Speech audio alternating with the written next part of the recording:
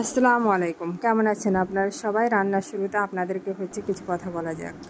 আপনারা যারা আমার ভিডিওটা দেখবেন বা যারা দেখেন তারা অবশ্যই আমার চ্যানেলটিকে সাবস্ক্রাইব করে দেবেন প্লিজ।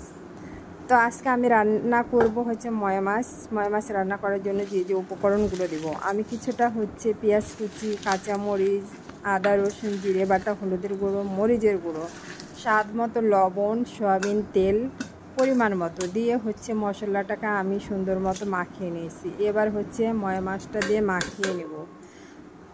মাখানো তরকারিটা কিন্তু খেতে অনেক স্বাদ লাগে, আর অল্প সময়ের মধ্যে তরকারিটা হয়ে যায়। তো আমি কিভাবে তরকারিটাকে মাখিয়ে নিচ্ছি সেটা তো আপনারা দেখতেই পাচ্ছেন। এবার পরিমাণ মতো পানি দিয়ে দেবো। পানিটা অবশ্যই বেশি দেওয়া যাবে না, কারণ বেশি পানি দিলে কি হবে, মাছটা নরম হয়ে গলে যাবে।